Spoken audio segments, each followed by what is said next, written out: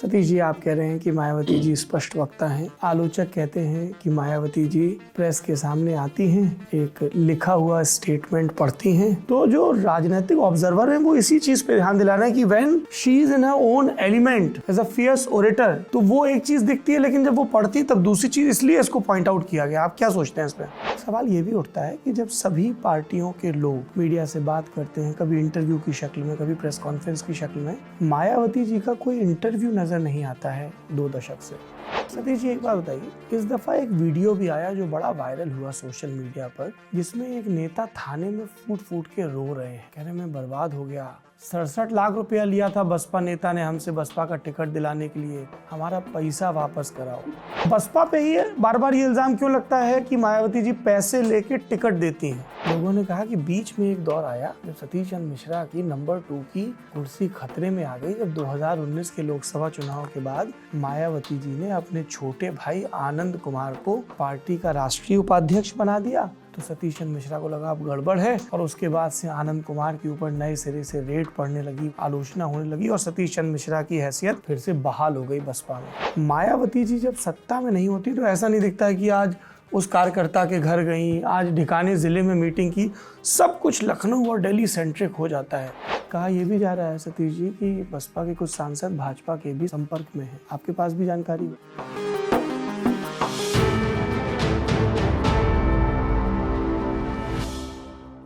जमघट, लल्लन टॉप का वो मंच जहां सत्ता के दावेदारों से आपके सवाल पूछे जाते हैं। जमघट के इस अंक में हमारे मेहमान हैं बहुजन समाज पार्टी के नेता, पदाधिकारी की दृष्टि से राष्ट्रीय महासचिव और राज्यसभा के सांसद सतीश चंद्र मिश्रा जी। बहुत बहुत स्वागत है आपका जमघट में। धन्यवाद। चुनाव का समय है, लंबी भूमिका का वक्त बचा नहीं है, सीधे मुद्दे पर आते हैं। 16 जनवरी को ये बातचीत रिकॉर्ड हो रही है। 15 जनवरी को बहुजन समाज पार्टी की राष्ट्रीय अध्यक्ष मायावती जी का जन्मदिन था, प्रेस कॉन्फ्रेंस थी, आप भी थे और हम भी पत्रकार की दृष्टि से पहुंचे थे। उस प्रेस कॉन्फ्रेंस की 3 चीज़ें हैं जो मैंने ज़्यादा नोटिस की। एक, मायावती जी ने लगभग ये अनाउंस कर दिया है कि बीएसपी की अब जो सेकंड जनरेशन लीडरशिप है वो आकाश आनंद और कपिल मिश्रा के हाथ में है, क्योंकि उस पूरी प्रेस कॉन्फ्रेंस में आपके नाम के अलावा सिर्फ इन्हीं 2 युवा नेताओं का जिक्र हुआ और किसी नेता का जिक्र नहीं हुआ। तो मैं पहले इस पर आपकी राय जानना चाहता हूँ। देखिए, आप जो आपने कल प्रेस कॉन्फ्रेंस में सुना, उसके पहले की बैकग्राउंड में भी तो जाइए। बैकग्राउंड तो ये है कि पिछले 2 महीने जब से आकाश आनंद जी बाहर अपना बहुजन समाज पार्टी के यूथ के साथ में लगे हुए हैं, जोड़ रहे थे कंट्री में, अलग अलग स्टेट्स में जाके। कपिल मिश्रा उत्तर प्रदेश में अलग अलग जगह युवाओं की जाके बैठकें कर रहे थे, लखनऊ से लेकर के बाहर अलग अलग ज़िलों में, और युवाओं को जोड़ रहे थे, और युवाओं काफ़ी तेज़ी से जोड़ रहे थे। तो उस समय तरह तरह के प्रश्न लोगों ने खड़ा करना शुरू कर दिया कि क्या बात है, परिवार ये, वो परिवार में, ये परिवार में कपिल मिश्रा, हमारे परिवार में। तो इस तरह की जो बातें लोगों ने कहना शुरू किया, तो ये उसको देखते हुए, और जो अलग अलग मीडिया में और पार्टी के और लोगों ने इस तरह की, तो उसको विराम देने के लिए बहन मायावती जी ने उस दिन ये कहा कि हाँ, ये लोग लगे हैं, ये काम कर रहे हैं। कपिल मिश्रा का तो मैं भी कह चुका हूँ, कपिल खुद कह चुके हैं कि मैं कोई चुनाव नहीं लड़ रहा हूँ, मैं सिर्फ और सिर्फ अपने बहुजन समाज पार्टी की जो मुखिया हैं उनको 5वीं बार मुख्यमंत्री बनाने के उद्देश्य से हम लोग लगे हुए हैं, और हम अपने पिताजी के साथ में हाथ बटा करके और बहुजन समाज पार्टी को मजबूत करना चाहते हैं नौजवानों में, यूथ में। क्योंकि यूथ जो है वो इन लोगों ने ये भी देखा और सबने देखा कि बहन मायावती जी ने पिछले 3-4 वर्षों में जो एक पॉलिसी बनाई उसको उन्होंने बदल दिया। उन्होंने कहा कि पुरानी वाली को, उन्होंने ये स्पष्ट किया हर मीटिंग में, हर, चाहे केडर की मीटिंग हो, पार्टी की मीटिंग हो, पब्लिक मीटिंग हो, उन्होंने हर जगह कहा अब हम नौजवानों को तरजीह देंगे और नौजवानों को हम आगे बढ़ाने का काम करेंगे। और उसके अंतर्गत 50% हर लेवल पे, चाहे चुनाव लड़ाने की बात हो, चाहे पार्टी केडर की बात हो, चाहे पार्टी में किसी और स्टेज की बात हो, हर जगह हर लेवल पे उन्होंने कहा हम 50% नौजवानों को, महिलाएं, युवा, जो नौजवान लड़कियां जो कि यंग हैं, उनको हम आगे बढ़ाने का काम करें। तो ये लोग अगर देखिए, अगर उन पर ये लोग अगर पूरी तरीके से पार्टी को आगे बढ़ाने के लिए बढ़ रहे हैं, तो ये कहना कि आगे चल करके, अभी तो कमान हमारी नेता बहन मायावती जी के हाथ में है, और उनके हाथ में अभी 1-2 वर्ष नहीं, उनके हाथों में तो अभी 20 वर्ष तक रहने वाली है। तो जब उनके हाथ में ये कमान है तो उन्हीं को आगे बढ़ाना है।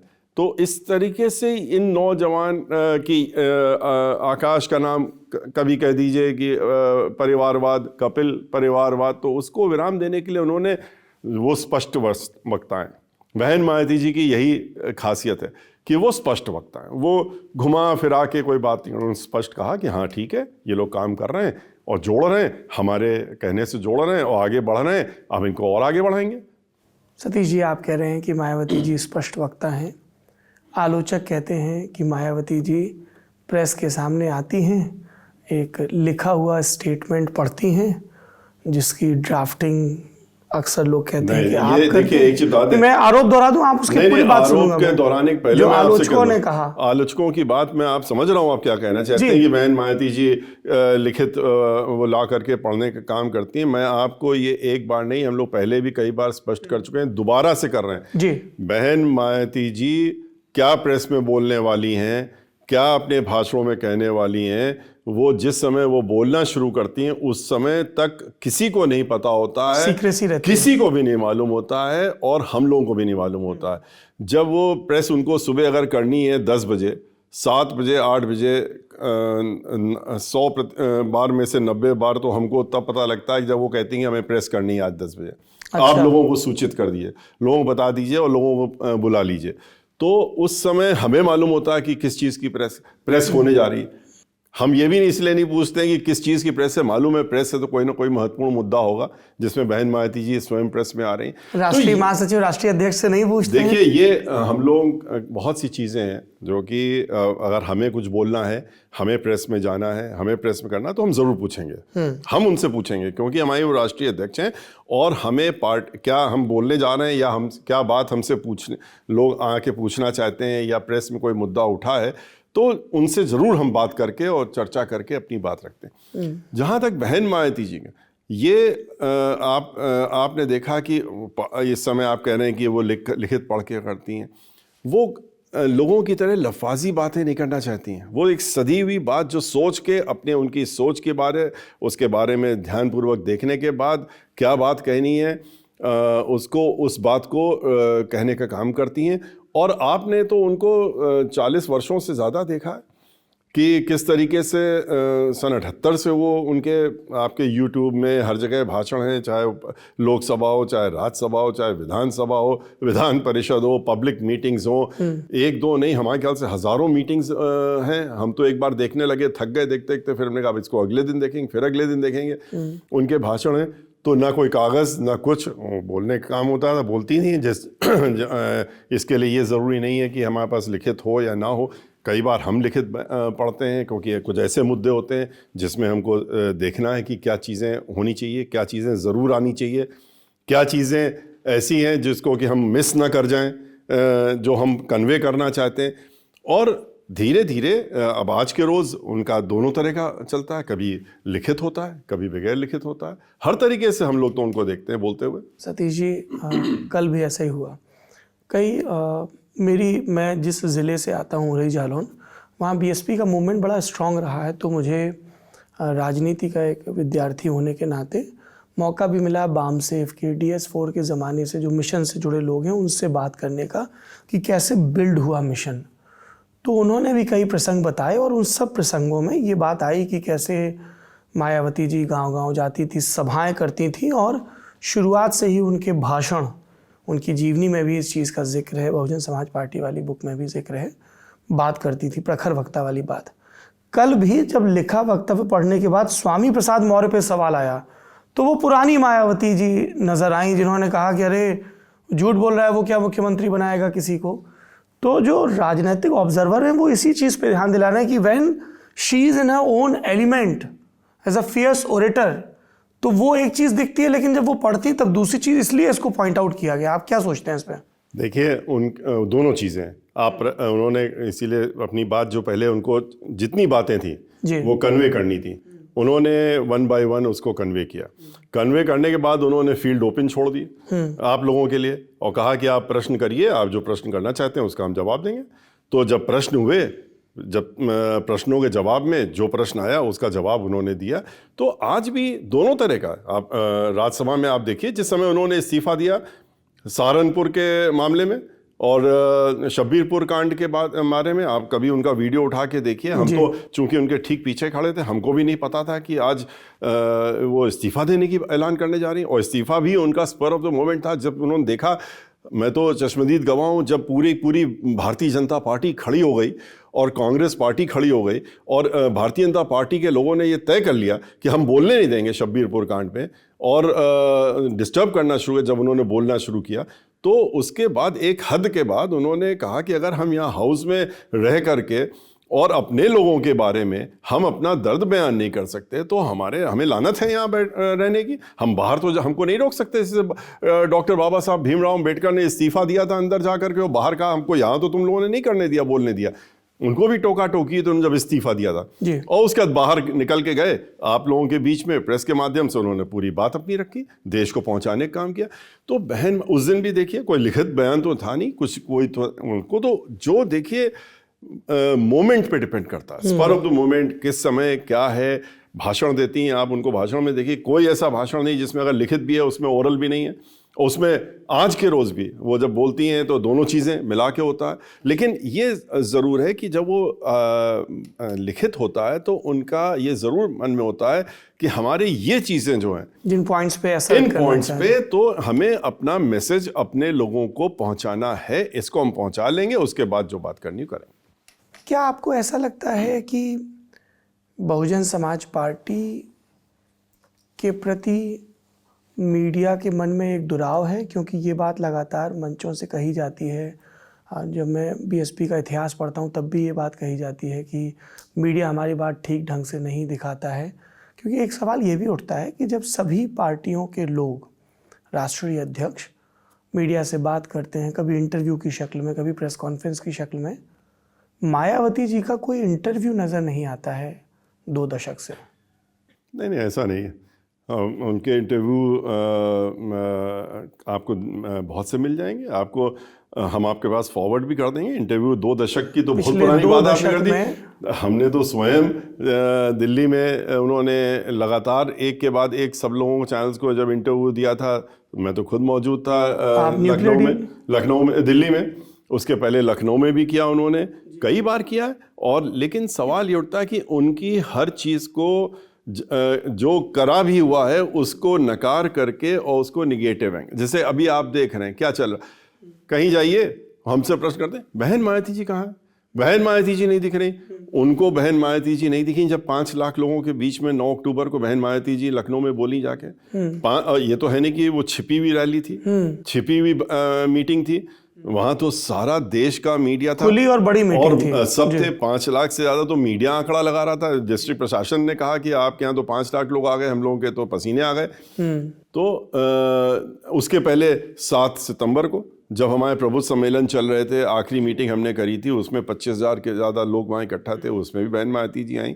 वो नहीं दिखा उनको ये परेशानी नहीं हो रही कि राष्ट्रीय अध्यक्ष कांग्रेस की सोनिया गांधी जी नहीं आ रही हैं, वो नहीं दिख रही हैं, वो नहीं मिल रही हैं, वो कहीं मीडिया में नहीं आ रही हैं, वो रैली नहीं कर रही हैं। उनकी राष्ट्रीय महासचिव के बारे में कहेंगे कि लिखिए वो तो कर रही हैं प्रियंका गांधी, बहन जी क्यों नहीं कर रही? कांग्रेस के राष्ट्रीय महासचिव को लोग स्वीकार रहे हैं, बसपा के राष्ट्रीय महासचिव, जहां पर कि कांग्रेस की 25 मीटिंगें हुई होंगी, हमने तो 96 मीटिंग करी है। पूरे हर जिले में जाकर के मीटिंग करी और हर जिले में जाकर के 20 हजार लोग हर मीटिंग में इकट्ठा हुए। सारी मीटिंगें तो दिखाएंगे नहीं, दिखाया जाए ना जाए, लेकिन रिकॉर्ड में तो है ही, यूट्यूब में है, हमारे फेसबुक में है, लाइव है, सब कुछ है। और हमने उसके बाद जितनी रिजर्व सीट्स थी हमने रिजर्व सीट में हर रिजर्व सीट की मीटिंग करी। हमने लगभग 96 मीटिंग करी, 43,000 किलोमीटर गाड़ी से चल करके करी। हम हेलीकॉप्टर और उससे तो कहीं नहीं गए, लेकिन हम रातों में रुके, नाइट हॉल्ट्स किए, लोगों के साथ में मिले। बहन मायावती जी ने 2 बड़ी मीटिंगें करी। बहन मायावती जी के आप पुराना हिसाब कभी भी देख लीजिए, पिछले चुनावों में आप कह रहे हैं कि वो कुछ ही बड़ी रैली करती हैं? हर चुनाव में, चुनाव आने के पहले 1 या 2 बड़ी रैली हमेशा हुई है। और क्योंकि यहाँ पर कोई सरकारी रैलियां तो थी नहीं, हमारी भी सरकारी रैलियां तो थी नहीं। लोग अपने पैसे से, अपने दम से, अपने साधन से आ रहे थे। लोग कई बार तुलना करने लगते हैं कि जैसे समाजवादी पार्टी के राष्ट्रीय अध्यक्ष अखिलेश यादव बस लेके घूमे, यात्रा लेके घूमे। देखिए, अब ये एक्सपेक्ट कोई करता है तो हम उसके बारे में क्या कहें कि बहन मायावती जी बस में क्यों नहीं घूम रही हैं। अब बहन मायावती जी और अखिलेश यादव बस में अगर चल रहे हैं, कितनी जगह गए, कितने दिन निकले और कितने लोग थे उनके साथ में, कैमरा की शूट अलग है।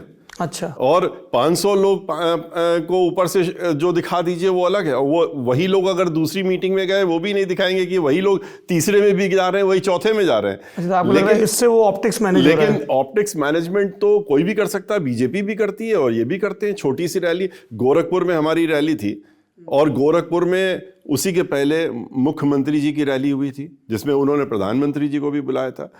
अब मीडिया के लोग मुझसे खुद बोले कि आपकी इस रैली में तो अंत ही नहीं दिख रहा, इतनी पब्लिक आई है। और जो इसके पहले अभी 3 दिन पहले रैली हुई थी इन लोगों की, उसमें तो 1/10 भी लोग नहीं थे, लेकिन वो नजर आया, ये नजर नहीं आया।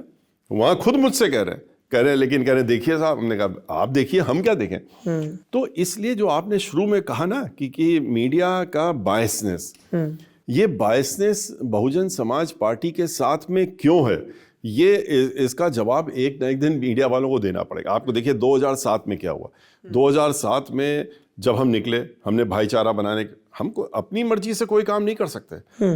हम अगर हमारे इच्छा हो रही कोई काम करने की और पार्टी को आगे बढ़ाने के लिए, तो ये भी तय है कि हम पहले बहन मायावती जी से, अपनी जो राष्ट्रीय अध्यक्ष है, उनसे डिस्कस करेंगे, उनसे बातचीत करेंगे कि हमारा ये है, आपका क्या कहना। उन्होंने हमसे कहा कि नहीं, शुरू करिए आप, ये भाईचारा बनना, इससे अच्छी बात क्या हो सकती है। हमने कहा ये ब्राह्मण और दलित का भाईचारा बनाने में क्या परेशानी। उनका बिल्कुल नहीं है, हम तो चाहते हैं, यही तो बाबा साहब चाहते थे, समतामूलक समाज बने और भाईचारा बने। तो हम लोग जब निकल पड़े तो सबने कहना शुरू कर दिया, अरे आप ये क्या कर रहे हैं। हर पार्टी के हमारे जो मिलने वाले थे उन्होंने कहा, अरे आप राजनीतिक नहीं हैं, आप तो वरिष्ठ अधिवक्ता थे, महाधिवक्ता थे, और आप अचानक से इसमें आ गए, आपको पता ही नहीं है। हमने क्या इसमें मैं गलती कर रहा हूँ। तो कहना शुरू किया कि अरे आपको मालूम है कोई ब्राह्मणों का नाम नहीं लेता मंच से, आप ब्राह्मण का नाम ले रहे हैं मंच से खड़े, क्या कर रहे हैं आप। तो हमने इसमें कोई पाप कर रहे हैं, क्या कर रहे हैं। बोले नहीं, आप देखिए कि किसी भी पार्टी का इतिहास उठा के देख लीजिए। हमको इतिहास बताया लोगों ने, कहा इतिहास उठा के देख लीजिए, बड़ी से बड़ी पार्टी हो, कांग्रेस हो, बीजेपी हो, कोई भी हो, किसी ने भी कभी अपने मंच में ब्राह्मण समाज का नाम लिख करके और अपने झंडे के नीचे मीटिंग नहीं करी। आप कर रहे हैं। तो हमने कहा हम कर रहे हैं, अगर हो सकता है इससे आप कह रहे हैं आपको हमें नुकसान होगा तो नुकसान होगा। तो ये बात तो हम अपनी राष्ट्रीय अध्यक्ष को बता चुके कि आप सोच लीजिए, हम शुरू करने। उनका कि नफ़ा नुकसान आप मेरे ऊपर छोड़िए, लेकिन चूंकि इसके पीछे एक उद्देश्य है कि जो दुराव है, जो आपस में लोगों ने फैला रखा है, उसको एक डिवीज़न करने की कोशिश की, आप उसको जोड़ने की बात कर रहे हैं। आप खुल के जाइए और हमें पूरा छूट है आपके साथ। और आपने देखा उसके बाद 2007 में जब पूरा ब्राह्मण समाज भाईचारा बना के दलित समाज के साथ निकल पड़ा तो लोगों को परेशानी होने लगी। लेकिन फिर भी मीडिया जो है उस समय भी यही कहता रहा, अरे 35 सीटें पाएंगे। आप उठा के देख लीजिए पुराने उस समय के वो जो एग्जिट पोल और प्री पोल और ये सब होते हैं, 35 सीटें पाएंगे। एक मीडिया कोई था, उसका ग्रुप का नाम याद मालूम हुई होता, नाम ना लेते, लेकिन उन्होंने कहा कि नहीं इनकी 47 सीटें आएंगी। 35 लोग आंकड़ा गलत लगा रहे हैं, 47 आएंगी, कुछ माहौल बन रहा है, 47 आएंगी। तो ये मैक्सिमम था जो हमको दिया गया था। और जब रिजल्ट आया तो तब एक अचानक से बम फूट गया। अरे साहब ये क्या हो गया, सोशल इंजीनियरिंग, उसका नया नाम। हमने तो सोशल इंजीनियरिंग कभी नहीं कहा अपने मुंह से। हम तो भाईचारा की बात करते थे, हम तो सर्व समाज की बात करते थे, सर्वजन हिताय सर्वजन सुखाय, जो हमारी पार्टी के नारा, उसकी बात करते थे। आप कह रहे हैं कि सर्वजन हिताय की बात करते थे। राजनीतिक टिप्पणीकारों का कहना है कि ये बीएसपी के लिए एक बड़ा स्विच था, क्योंकि बीएसपी की जब आप 80s के पैम्फलेट देखें या उस समय के कार्यकर्ताओं से बात करें, तब ठाकुर ब्राह्मण बनिया चोर बाकी सब हैं DS4, ये नारा लगता था। अब मिशनरी वाले सफाई में कहते हैं कि हम चोर नहीं, ठाकुर ब्राह्मण बनिया छोड़, ऐसी वो सफाई देते हैं। लोगों ने कहा तात्कालिक फायदा तो मिल गया, बसपा पहली बार और इकलौती बार अपने दम पर सत्ता में आई, 30% से ज़्यादा वोट मिला, 200 से ज़्यादा सीटें, स्पष्ट बहुमत। लेकिन उसके बाद से ये ब्राह्मणों को, सवर्णों को लाने के फेर में जो बहुजन समाज का कोर था, वोट के स्तर पर भी, नेताओं के स्तर पर भी, वो लगातार कमज़ोर हुआ और अपने तर्क के एवज में वो 2012, 14, 17, 19 के आंकड़े देते हैं। एक बात और कहते हैं, बसपा कमज़ोर हुई 2007 के बाद, सतीश चंद्र मिश्रा मजबूत हुए, और जब सतीश चंद्र मिश्रा मजबूत हुए तो जो बसपा के परंपरागत नेता थे वो लगातार पार्टी छोड़कर जाते रहे, और ये सिलसिला चुनाव के ऐलान के पहले तक चला, जब राम अचल राजभर और लाल वर्मा ने इस्तीफा दिया। आपका क्या कहना है इस पे? देखिए, ये तो बड़ी अजीब सी बात है जी। 17 वर्षों से उत्तर प्रदेश में तो कोई पूर्ण बहुमत की सरकार बनी नहीं थी जी। 2007 के पहले 17 वर्ष जी। और कभी 1.5 साल की सरकार, कभी 2 साल की सरकार, कभी 3 साल की बहुत हो गई तो सरकार चली, और तोड़ फोड़ की सरकार, इसी तरह सरकार चलती रही। पूर्ण बहुमत की तो कोई सरकार बनी नहीं। जी। जब बहुजन समाज पार्टी के साथ में जो 14% ब्राह्मण समाज है, जिसको हम 14% कहते हैं, ये लोग कहते हैं 12% है, हम 16% कहते हैं, ये 14 मानते हैं, और ये लोग जब मिल करके और बहुजन समाज के साथ में जो पहले से ही काफ़ी बड़ी संख्या में उसके साथ में जुड़ गया तो पूर्ण बहुमत की सरकार बन गई। जी। सरकार बनने के बाद इतनी मजबूत सरकार तो कभी रही नहीं। 5 साल में जो मजबूती के तहत में बहन मायावती जी ने उत्तर प्रदेश में एक बदलाव किया पूरा विकास का, वो भी लोगों ने देखा।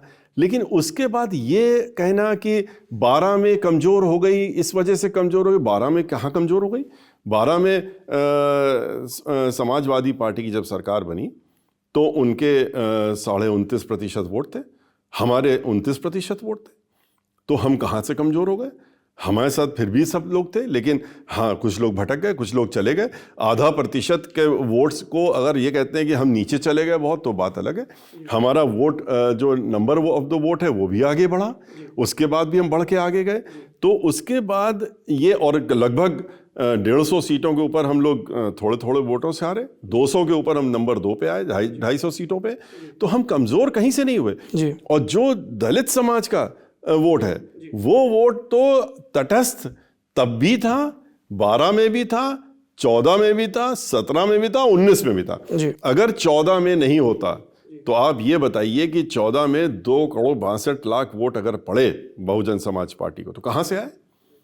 और तीसरे नंबर की पार्टी पूरे देश में, आप वोट से अगर कहीं चुनाव हो रहे होते, वोट के नंबरों से, तो आप तीसरे नंबर की लार्जेस्ट पार्टी जो वोट शेयर में थी वो Bahujan Samaj party all over the country थी, पूरी कंट्री में।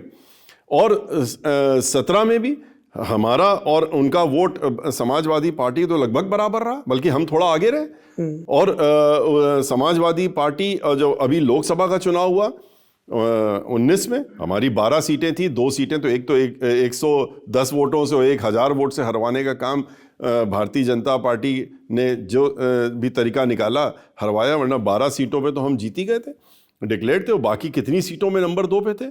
आप विधानसभा में देख लीजिए, 12 में देख लीजिए, पश्चिम उत्तर प्रदेश जो पहला फेज है, आप हमारी जो सीटें थी 25 सीटें हम जीते थे, और समाजवादी पार्टी जिसने सरकार बनाई थी वो आधी सीटें जीती थी हमसे, और हम 30 सीटों में नंबर 2 पे थे, वो 15 सीटों पे नंबर 2 पे थे।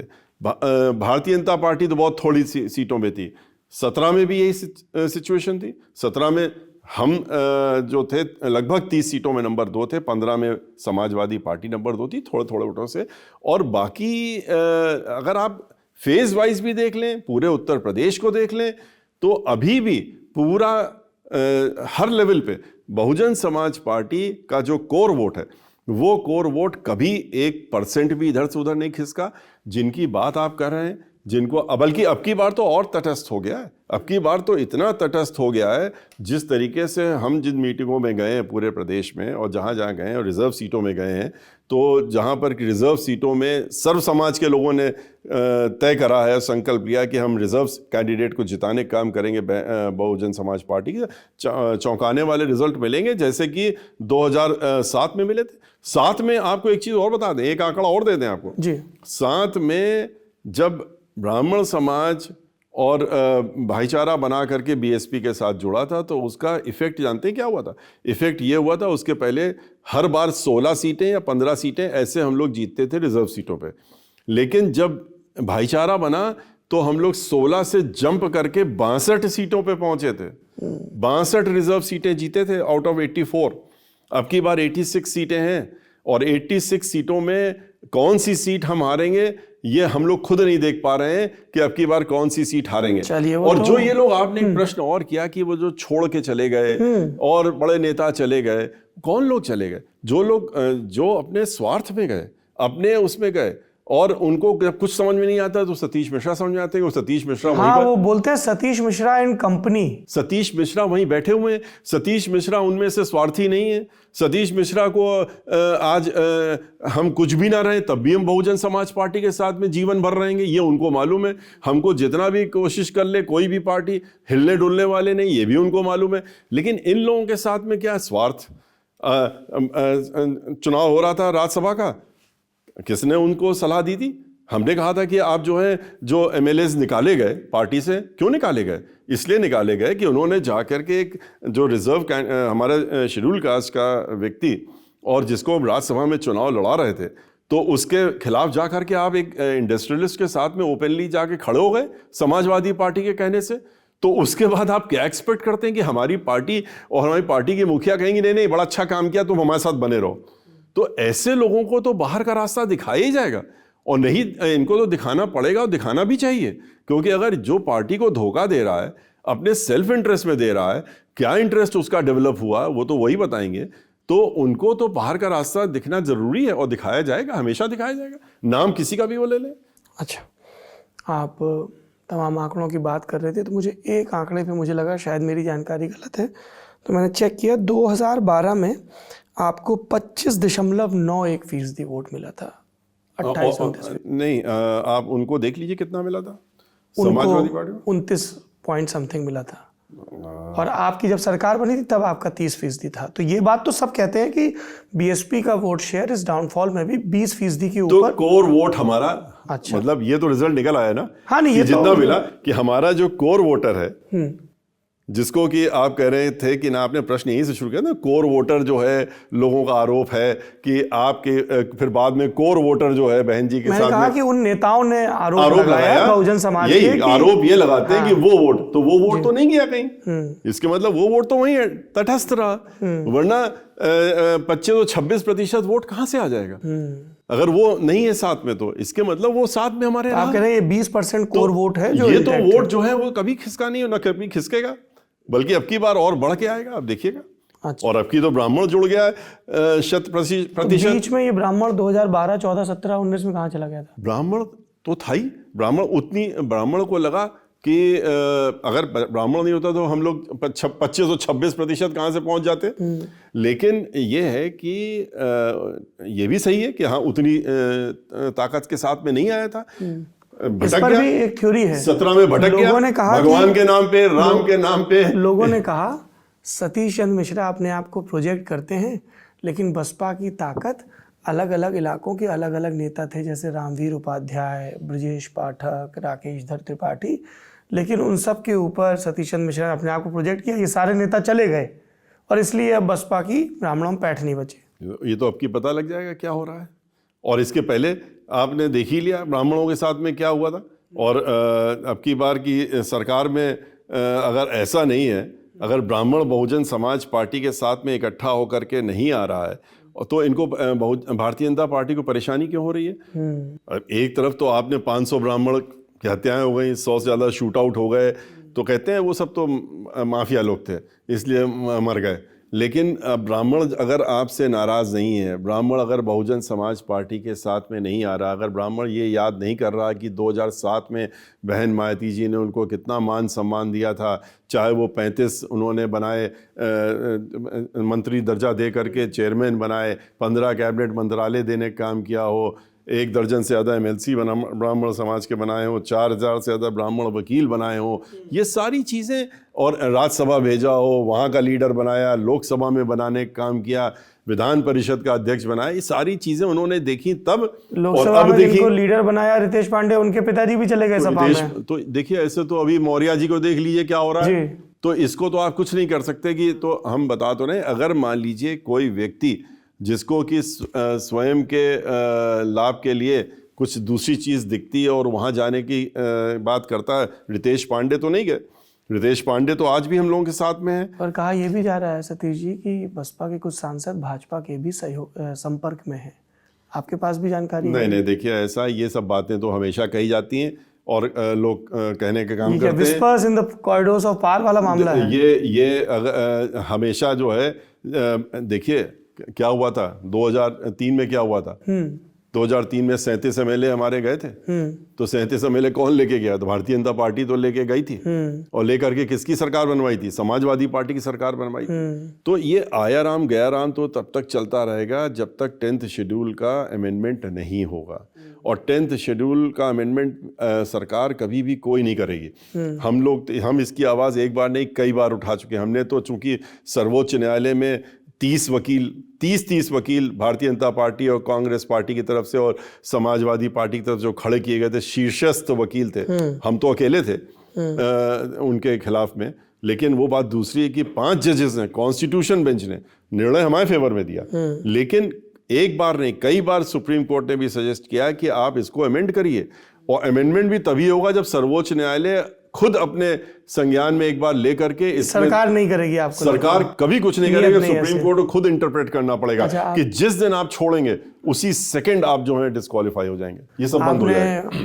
कोर्ट और वकील का जिक्र किया तो मुझे वो बरस याद आ गया जब सतीश चंद्र मिश्रा वकील का चोंगा पहन के खड़े थे भाजपा के पक्ष में। ये जगदम्बिका पाल वाला प्रकरण था? नहीं, जगदम्बिका पाल का प्रकरण नहीं था। मैं आपको बता दूं, बताइए। देखिए 2002 में हमको बहन मायावती जी ने उत्तर प्रदेश का महाधिवक्ता बनाया, एडवोकेट जनरल। उसके पहले मैं chairman bar council of UP रहा, 98-99 सीनियर एडवोकेट डिक्लेयर्ड रहा, सब कुछ रहा, और यंगेस्ट एज में चेयरमैन बार काउंसिल। पिताजी आपके जज रहे, जस्टिस त्रिवेणी साहब मिश्रा, चीफ जस्टिस से चीफ जस्टिस रहे, वो लोकायुक्त भी रहे। हमारे जो सीनियर थे हमारे, जिनके अंदर हमने वकालत शुरू की थी, जस्टिस, वो भी बाद में हाई कोर्ट जज हुए, जस्टिस KN मिश्रा। हमारे सगे बड़े भाई विनोद मिश्रा जी, जस्टिस विनोद मिश्रा बने, वो भी वकालत से जज बने। तो हमारा तो परिवार ही पूरा उसमें वकालत के पेशे में था। हम लोग जुडिशरी का ताकतवर परिवार। हम लोगों को, हमारे परिवार में लगभग आज भी करीब 30 के ज़्यादा वकील हैं। हमारा लड़का पिछले 12-13 वर्षों से कपिल मिश्रा, इसीलिए मैंने कहा ना, लोग कहते हैं जुडिशरी का ताकतवर परिवार। नहीं, देखिए ताकतवर परिवार नहीं, हम लोगों का प्रोफेशनल यही रहा। हमारे ग्रैंडफादर भी, हमारे फादर नीचे से ऊपर से चला आ रहा है हम लोग प्रोफेशन में। तो एज अ प्रोफेशन आपको ये हम बता दें कि जब तक राजनीति में हमको बहन मायावती जी नहीं लाई, महाधिवक्ता बनाया, तब तक राजनीति में हम नहीं आए। महाधिवक्ता के बाद जब हमने इस्तीफा दिया उनके साथ में, तब वो राजनीति में लेके आए। उसके पहले तो हम एक वकील थे, और वकील की हैसियत से हम किसके वकील होते थे? आप, हमारा वकालत का, हम हाईएस्ट इनकम टैक्स पेयर लगभग 20 वर्षों तक राजनीति में आने के पहले वकालत में पूरे यूपी में रहे। लेकिन रोज लगभग 100 मुकदमे लगते थे अदालत में, 90 से 100 मुकदमे लगते थे। लोग कहते हैं वकील साहब से मिलने का भी पैसा लगता था, इतने महंगे वकील थे। तो लेकिन क्या है कि देखिए उस समय हम वकील थे। हाँ। और हम सरकारी वकील कभी नहीं रहे। हमको जो है हमेशा जो भी पार्टी या जो भी अगर पॉलिटिकल कोई मामला होता था या कुछ भी होता तो विपक्ष में जो लोग होते थे या उनके ऊपर एक्शन गवर्नमेंट ने कोई लिया तो वो मेरे पास आते थे। उधर से तो सब लोग खड़े ही होते थे। वो मामला आया था आपके पास तो जब रमेश भंडारी ने जगदम्बिका पाल को शपथ दिलाई? रमेश भंडारी ने जब प्रेसिडेंट रूल लगाया था जी, तो जब प्रेसिडेंट रूल लगाया था तो हमें इन लोगों ने एंगेज किया था, सही बात है, और हमने आर्गुमेंट्स किए थे, 3 जजेस के सामने बहस हुई थी, और रात में कोर्ट खुला और कोर्ट ने हमारे फेवर में निर्णय दिया, और निर्णय दे करके उन्होंने प्रेसिडेंट रूल को क्वैश किया था, और रोमेश भंडारी जी के ऊपर मतलब एज ए गवर्नर उन्होंने जो रिपोर्ट भेजी थी उसमें स्ट्रिक्चर्स भी हुए थे। लेकिन रात में कोर्ट खुली थी, रात में वो तो दूसरा प्रकरण, उसके बाद वाला उसमें नहीं, हम उसमें नहीं थे। उसके पहले वाला जब प्रेसिडेंट रूल लगा दिया था यहाँ पर, तो प्रेसिडेंट रूल को क्वैश करवाने का काम हमने किया था, और उसमें श्री लालजी टंडन जी पेटिशनर थे जी। लालजी टंडन, जगदम्बा पाल नहीं, लालजी टंडन नहीं, जी। जगदम्बा पाल वाला तो वो जो एक दिन का हाँ, वो तो प्रकरण हुआ था। वो तो दूसरा था, ये पेटिशनर थे, और प्रेसिडेंट रूल क्वैश हुआ था, और क्वैश होने के बाद में सरकार रिस्टोर भी हुई थी। तो लेकिन हम बता तो रहे हैं, प्रोफेशनल एज अ लॉयर, और लोगों ने कहा कि भाजपा में सतीश चंद्र मिश्रा की पैठ और बढ़ गई थी। देखिए, हमारे उसके पहले हमने कांग्रेस प्रमोद तिवारी जी को उनके सिक्योरिटी का मसला था, उनके घर का मसला था, सब था, हमारे पास रात में आए थे, हम लोग सुबह उनको स्टे ऑर्डर बहस करके और करके दिलाने का काम किया था। हमने समाजवादी पार्टी के बहुत सारे जो उनके पॉलिटिकल मुकदमे छोड़ करके और भी मुकदमे थे, तो उन पॉलिटिकल मुकदमे नहीं आए मेरे पास कभी, लेकिन उनके और मुकदमे तरह तरह के उनके लोगों के थे, वो मैंने बहस की। किस तरह के मुकदमे थे? इन कोऑपरेटिव के थे, और थे इस तरह के, यादव जी के, हाँ, तरह तरह के, इस तरह के बहुत से लोग थे, खाली वही नहीं, बहुत से लोग थे। उन्हीं दिनों के संबंध है सब पार्टियों में सतीश चंद्र मिश्रा? संबंध नहीं, as a lawyer, as a वकील तो हम सभी के साथ में रहे, लेकिन ये भी फैक्ट है कि ये सारी पार्टियां पावर में जब आई, इन्होंने कभी ये नहीं सोचा कि सतीश मिश्रा ने हमारे ये मुकदमे किए, ये किए, इनको हम जो है अपनी महाधिवक्ता बनाने का काम करें। लेकिन बहन मायावती जी ने, वो मायावती जी ने, बहन मायावती जी, आपको ये भी हम राज्यसभा भी भेज दिया, ये भी राज्यसभा तो बात की बात है, हम आपको ये भी खुलासा कर दें कि बहन मायावती जी ने कभी भी कोई मुकदमा मुझसे नहीं कराया था, ना बहुजन समाज पार्टी का कोई मुकदमा मैंने किया तब तक जब उन्होंने महाधिवक्ता। कैसे हुआ ये, जरा हमको प्रोसेस बताइए। क्या मैं, कई दर्शकों की ना बड़ी उत्सुकता होती है कि ये जो बड़े और ताकतवर नेता होते हैं, इनके आपसी संवाद कैसे होते हैं? मतलब क्या आप चैम्बर में बैठे थे, कोई उनका संदेशवाहक आया कि बहन जी मिलना चाहती हैं? ऐसा नहीं है। देखिए, हम जैसा मैंने बताया बहुत बिजी थे उस समय, रोज 50 की संख्या मुकदमे लगते थे। हमारे पास प्रेसिडेंट रूल लगा हुआ था उत्तर प्रदेश में, किसी की पूर्ण बहुमत की सरकार नहीं बनी 2002 में, और हमको जो है हम उस बार प्रेसिडेंट की तरफ से हमको उन्होंने एंगेज किया था कि प्रेसिडेंट रूल जो हमने लगाया उसको आप सपोर्ट करिए, उसको डिफेंड करिए। पिटीशन फाइल हो गई थी उसको चैलेंज करते हुए, तो हम उनको डिफेंड कर रहे थे, और कोर्ट, हमारे पास ये मैसेज आया कि हमको बहन मायावती जी बात करना चाहिए। तो मुझे नेचुरल मुझे लगा कि इनका अभी तक कोई मुकदमा नहीं हुआ, ना इनकी पार्टी का मुकदमा किया, हो सकता कोई मसला हो। तो आपकी पहली मुलाकात? तो पहली मुलाकात मेरी हुई और उनसे बात हुई, तो हमने इसीलिए पूछा भी कि हमने कहा कि कोई कौन सा मैटर है, क्या है, बताएं आप। तो उन्होंने छूटते ही कहा हमारा कोई ना पर्सनल केस है, ना हमारी पार्टी कोई केस है, और हमने तो अब हमारी सरकार हो सकता है बन जाए। तो हमने कहा कि तो बहुत अच्छी बात, हमारा एक मुकदमा, हम फ्री हो जाएंगे प्रेसिडेंट रूल वाले मुकदमे से जो हम डिफेंड कर रहे हैं, और सरकार बन जाएगी, बधाई हो। तो उन्होंने कहा लेकिन हम आपको मुकदमे अपना नहीं देना चाहते हैं, लेकिन हम आपको बहुत से मुकदमे देना चाहते हैं। तो तब उन्होंने हमको कहा कि मैं आपको महाधिवक्ता बनाना चाहती हूँ। तो मुझे फैक्ट है, मुझे थोड़ा सरप्राइज लगा, मुझे ये लगा के जरिए मुलाकात? नहीं, उन्होंने हमारे पास कोई व्यक्ति आया था जिन्होंने डायरेक्टली, पीएल पुनिया तो यही दावा कर रहे थे। नहीं, हमारे पास वो, उन्होंने ये बात नहीं कही थी, उनका कोई मैसेज बोले हमारे, तो हम तो कोर्ट में थे, कोर्ट में कोई आया था, कोर्ट में आकर के उन्होंने हमसे कहा कि आपको बात करानी है। तो लंच के टाइम पे हमारी बात हुई थी, हमें याद, कौन आया था मैं याद नहीं आ रहा, पर कोई जानने वाला था। फिर उसके बाद उन्होंने कहा कि हम आपको महाधिवक्ता बनाना चाहते हैं। तो मैंने बल्कि उनसे पूछा भी कि महाधिवक्ता तो व्यक्ति को बनाया जाता है जो कि बहुत आपके साथ में रहा हो, जुड़ा हो, केसेस किए हो, ये मैं तो पहली बार मिल रहा हूँ। तो उन्होंने कहा कि यह आंसर, तो ये क्वेश्चन मुझे समझ नहीं आया कि अगर हम बनाना चाहते हैं, हमने आपके बारे में सब पता लगा लिया है, हम एक अच्छे वकील को रखना चाहते हैं, हम आपको रख रहे हैं। तो हमने ठीक है, फिर उन्होंने महाधिवक्ता बनाया मुझको, मैं उनके साथ में रहा। और ये भी सही बात है कि उसके बाद जब उन्होंने इस्तीफा दिया तो हमने भी इस्तीफा दिया। हमारा जो रिजिग्नेशन था वो एक्सेप्ट नहीं हुआ लगभग 15 दिनों तक।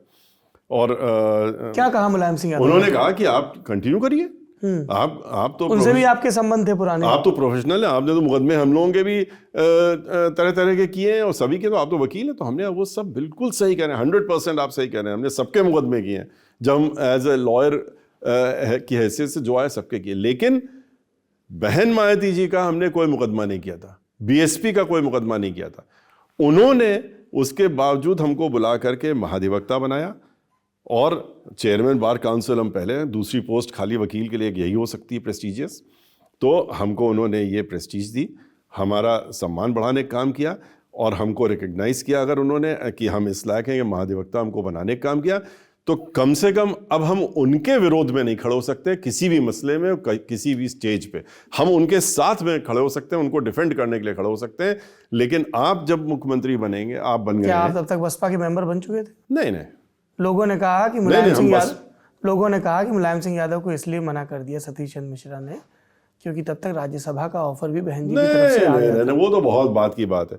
हमने तो महाधिवक्ता इस्तीफा देने के बाद, कहाँ से महाधिवक्ता के बाद तो कोई राज्यसभा की सीट भी नहीं कोई थी उस समय, दूर दूर तक 6 महीने 8 महीने तक, तो उसका सवाल ही नहीं उठता। ना मैंने कभी सोचा था कि मैं इसमें राजनीति में आऊँगा। तो फिर जब पहला ऑफर आया राजनीति का, जब उन्होंने तो बताया उन्होंने उसके बाद मैं उनके साथ में खड़ा हूँ, मैंने मना कर दिया, मैंने इस्तीफा अपना एक्सेप्ट करवाया और जो सोचा था वैसे ही हुआ। उनके ऊपर मुकदमे दर्ज हुए, उनके ऊपर ये हुआ और मैंने उनको डिफेंड करने का काम किया। भारतीय जनता पार्टी ने रेड कराई, ये किया, उसके बाद में उसको कांग्रेस पार्टी ने आगे चलाने का काम किया। यहाँ लोकल लेवल में यूपी में समाजवादी पार्टी की तरफ से सब तरह तरह की चीज़ें हुई, लेकिन हम उनके साथ में खड़े हुए और खड़े होकर के हमने उनको डिफेंड किया। डिफेंड करने के साथ में अच्छी बात ये, हमें खुशी की बात हमें लगती है कि एक भी मुकदमे में किसी को भी पूरी ताकत लगाने के बाद भी कहीं सफलता नहीं मिली। हर मुकदमे में बहन मायावती जी को क्लीन चिट यहाँ से लेकर सर्वोच्च न्यायालय तक मिली।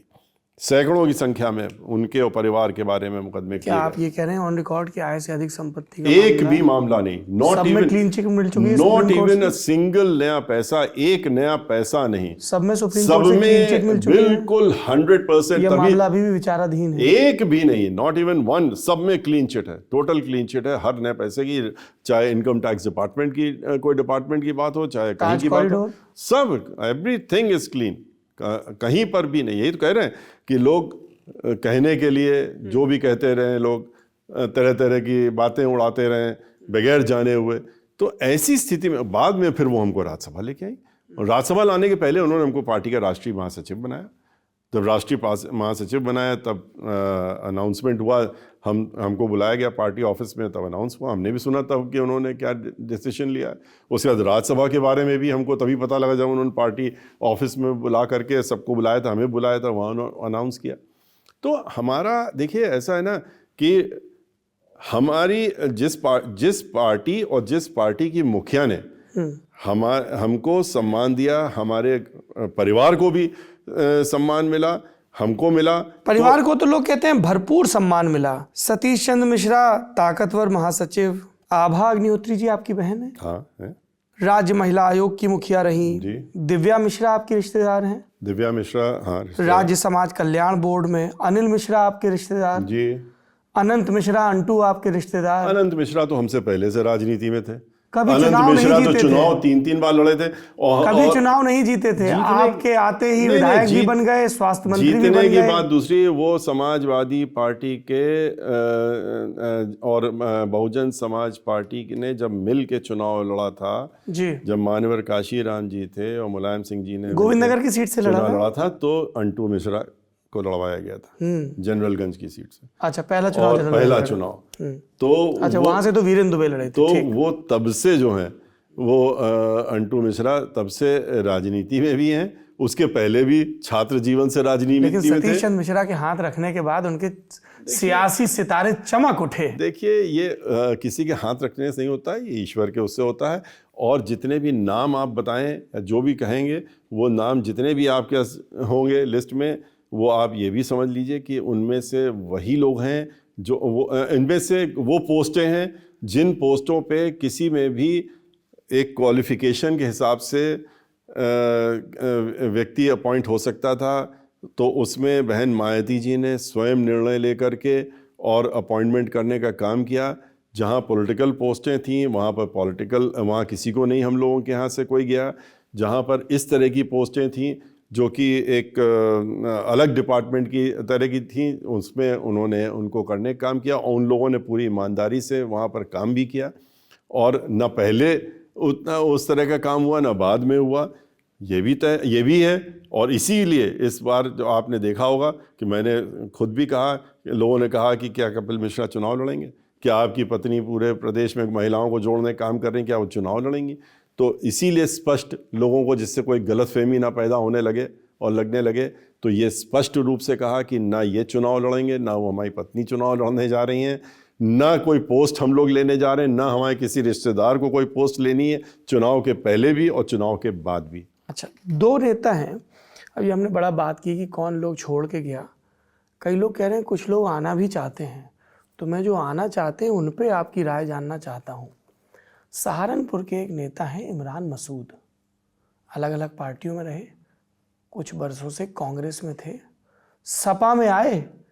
अब कहा जा रहा है कि साहब उनको और मसूद अख्तर को टिकट नहीं मिला और हो सकता है कि वो हाथी की सवारी करें। इमरान मसूद का संदेश आ गया आपके पास? देखिए, इमरान मसूद साहब जो थे कांग्रेस में थे, कांग्रेस से समाजवादी पार्टी में गए। हम लोगों की पार्टी में उनके जो सगे भाई हैं और शायद ट्विन ब्रदर हैं, कौन है जी, हाँ, तो सगे भाई जो हैं, गंगो से आपने टिकट भी दे दिया। उन्होंने पार्टी हमारी ज्वाइन की, हमने उनको टिकट भी दिया गंगो से। वो चुनाव के मैदान में लड़ रहे हैं और हम लोगों ने टिकटों का अनाउंसमेंट भी कर दिया पूरे उस फर्स्ट फेज में। बसपा तो पहले भी अनाउंस करके टिकट बदल चुकी है। नहीं, कितने उदाहरण हैं? जो टिकट आपको अनाउंस करे हैं कल बहन मायावती जी ने और जो लिस्ट जारी की है वो फाइनल है। तो इसलिए हमें जिसको टिकट देना था, जिसको करना था, वो तो अब इमरान मसूद साहब तो समाजवादी पार्टी के मुखिया से पूछें कि उन्होंने उनको किस लिए लिया था और वो किस लिए वहाँ गए थे। तो ये तो आपकी पार्टी में आना चाहेंगे तो आप ले लेंगे? देखिए, हमारी पार्टी में तो अब इस समय तो जो हम लोगों को टिकट देना था, करना था, वो तो हम लोग कर चुके और हमारी पार्टी को जिसको लेना था उसको ले चुकी। अब इस समय हमारी पार्टी में ये नहीं है कि तुम छोड़ के आ जाओ या तुम आ जाओ, इस समय वो स्टेज नहीं है हमारी पार्टी में। अब की बार आपने देखा है कि लोगों ने तो 2 दिन पहले तक एक भी कैंडिडेट की घोषणा नहीं की थी। हम लोग 300 से ज़्यादा घोषणा कर चुके थे और वहीं जा के उसी ज़िले में, उसी कॉन्स्टिट्यूएंसी में मीटिंग करके दसियों हज़ार लोगों के बीच में घोषणाएं की। तो हम तो अब की बार बहन मायावती जी एक सीट पे पूरे प्रदेश, उनसे ज़्यादा तो कोई सीट के बारे में जानता नहीं, ना उनसे ज़्यादा कोई हर कॉन्स्टिट्यूएंसी के बारे में जानकारी रखता है पूरे प्रदेश का कोई भी नेता हो।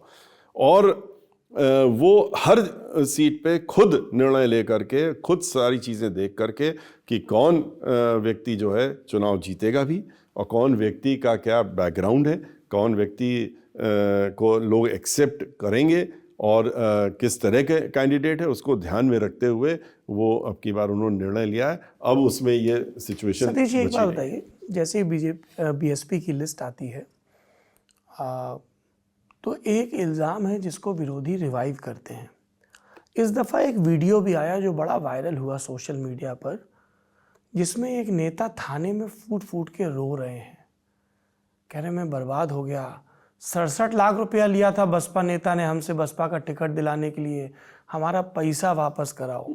और जितने नेता आपको छोड़ के गए हैं तो ये कहते हैं, यही इल्ज़ाम लगाते हैं। तो ये बसपा पे ही बार बार ये इल्ज़ाम क्यों लगता है कि मायावती जी पैसे लेके टिकट देती हैं? देखिए, जो ये नेता जब तक यहाँ पर रहे, एमएलए रहे, एमपी रहे, मंत्री रहे, तब तक कभी नहीं कहा उन्होंने कि हमने कोई पैसा दिया था। तब तक तो वो यही कहते रहे कि हम अपनी ताकत, हम इतने पॉपुलर हैं, हम इसलिए आए हैं और इसीलिए हम चुनाव भी जीत करके आए। जब वो पार्टी विरोधी गतिविधियों की वजह से या अपने स्वयं के किसी लालच की वजह से जब वो पार्टी छोड़ने का काम करते हैं, दूसरी पार्टी में जाते हैं, तो उनसे ये कहलवाया जाता होगा, या वो खुद अपना बना करके वहाँ पर नंबर बढ़ाने के लिए कहते हैं, इस तरह के इल्ज़ाम लगाने का काम करते हैं। अगर इस तरह के इल्ज़ाम, अगर जो आदमी आ रहा है, जो आदमी जब चुनाव लड़ा था, तो तब क्यों नहीं बताते हैं कि आप क्या कर रहे थे? आज बताएं कि आप तब कितना दे करके आए थे, कैसे करके आए थे। तो चुनाव जब टिकट चाहिए होता है तब तो जी जान से कि मैं इतना पॉपुलर हूँ, मैं इतना ये हूँ, तब वो सब आंकड़ा लेकर के आते हैं दिखाने के लिए टिकट के लिए। और बाद में अगर टिकट नहीं मिलता है, या टिकट कट जाता है, या टिकट किसी दूसरे को, उनसे ज़्यादा मजबूत कोई व्यक्ति आ गया, उसको दिया गया, या वो उनको वहाँ पर टिकट देने के बाद वो कहते हैं उनसे ज़्यादा मजबूत नहीं, उनसे ज़्यादा बड़ी थैली लेके पहुंच देखिए गया। टिकट, ये तो कहने की बातें हैं, लेकिन अगर वहाँ पर आपको टिकट दिया गया, आपको कैंडिडेट बना दिया गया, आप 3 महीने से आप कैंडिडेट हैं, या 2 महीने या 15 दिन से, और वहाँ पर आप अपने लोगों के, पब्लिक के बीच में अपनी पैठ नहीं बना पा रहे हैं, और लोग आपको एक्सेप्ट नहीं कर रहे हैं, तो अगर उस समय ये डिसीजन ले करके कोई को चेंज करा गया, दूसरे व्यक्ति को लाया गया, तो पहली चीज़ छूटते ही तब कहने, अरे आप दिए थे तो आप बताते कि आपने क्यों दिए, कहाँ से दिए थे। तो ये तो सबसे आसान तरीका है कि आप इस तरह की बात कहना शुरू कर दिए। दूसरी पार्टी जिसमें आप जाना चाहते हैं, वो सबसे पहले आपसे कहते हैं ये बात कहो, जाके करके आओ, तब मेरे यहाँ आओ, अपनी पिछली पार्टी को डिस्क्रेडिट करो। करे। तो ये सब तो, इसका कोई इस तरह के जो चीज़ें हैं वो कहते रहते हैं, लेकिन इन नेताओं का क्या हश्र होता है ये भी आपने देखा है। जो छोड़ के जाते हैं उनका भी क्या हश्र हुआ, वो भी पूरी हिस्ट्री बीएसपी की। अकेले जाते हैं, अकेले जाने के बाद और पूरी उनका जो वोटर सपोर्टर जिसने उनको चुना था, वो सब वहीं बीएसपी में रहता है, और वो अकेले जाते हैं, उनके साथ में लोग नहीं जाते। यही इन लोगों के साथ में भी होगा।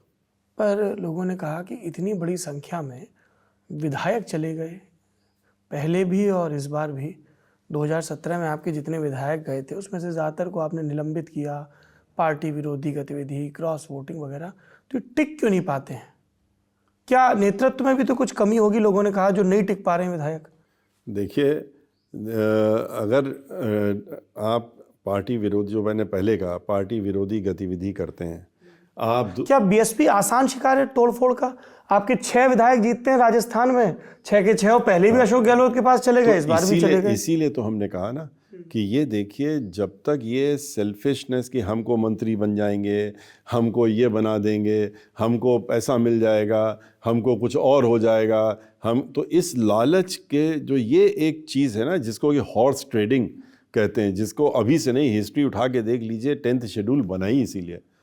ये खाली बीएसपी नहीं, न जाने कितनी जगह और पूरे देश में, तो ये 10th शेड्यूल बनाने का जो उद्देश्य था वही डिफीट होता जा रहा है। अच्छा, ये बताइए, चंद्रशेखर रावण, लोग कहते हैं कि बसपा इस नाम को सुनते ही असहज हो जाती है कि एक उभरता हुआ दलित नेता है और वो मायावती जी की जो लेगेसी है उसको क्लेम कर रहा है। क्या चंद्रशेखर रावण के साथ कभी बसपा ने किसी भी स्तर पर संवाद की कोशिश की? कोई कम्युनिकेशन है आप लोगों के बीच? नहीं, किस चीज़ का संवाद उनसे करेंगे जब वो कह रहे हैं कि हम, उनसे किस बात का संवाद होगा? वो बहुजन, उनके जो लोग उनके साथ में जो कहते हैं मेरे साथ में आए थे, वो सब भी छोड़ गए उनको। आपने देखा उनके सारे जितने उन्होंने पार्टी बनाई थी, भीम आर्मी नाम से चलाया था, उसके सब लोगों ने तो बहुजन समाज पार्टी को ज्वाइन कर लिया। 90% लोगों ने तो खाली जो हमारी ही मीटिंगें थी पूरे प्रदेश में, हर जिले के जिले में जा कर के सबसे ज़्यादा उनके जो कहने के लिए थे कि उनके साथ में, तो उन्होंने पार्टी को, पूर्व अध्यक्ष ने भी करा, सबने कर लिया आगे। आज उनकी स्थिति क्या हो गई है?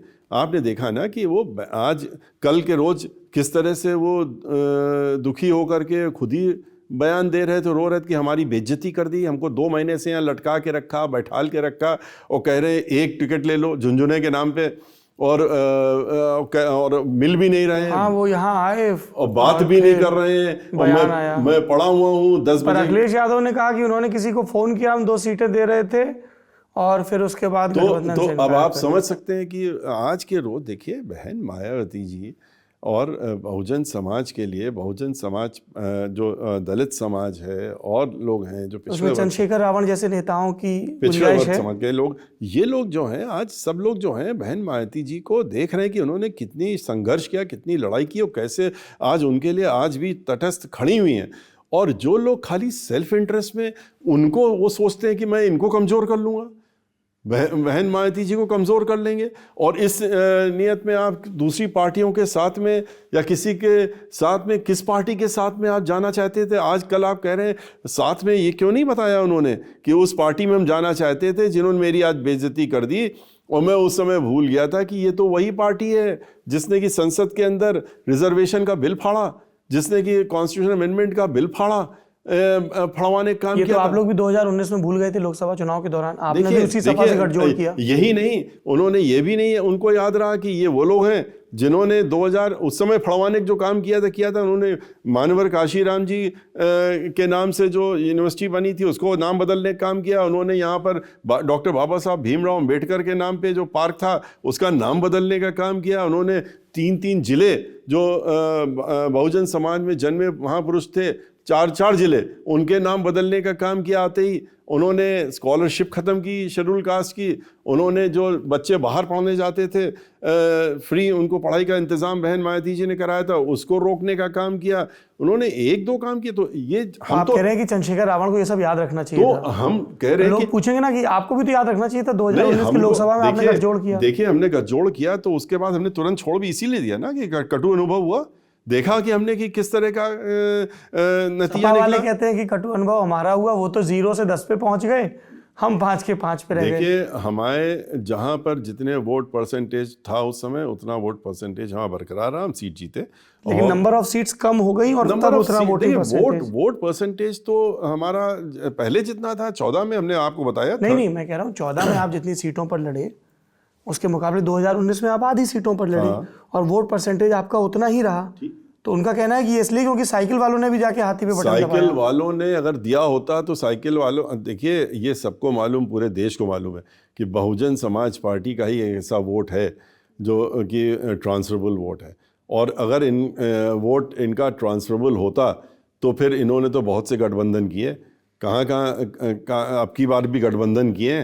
अब की बार आप लिस्ट उठा के देख लीजिए गठबंधन का, जब 10 मार्च को रिजल्ट निकलेगा तो जितनी भी जिसके साथ गठबंधन किए उनकी सीटों का हाल देख लीजिएगा आप। जो आज हम कह रहे हैं वो उस समय आपको फिर से खुलासा हो जाए कितना वोट ट्रांसफ़र किया और कितने, क्यों वो सारी सीटें हारे। इस पर बहुत बात होती है कि बसपा के पास वो ताकत है कि वो अपना वोट बैंक, कोर वोट है, उसको ट्रांसफ़र करवाने की हैसियत रखती है।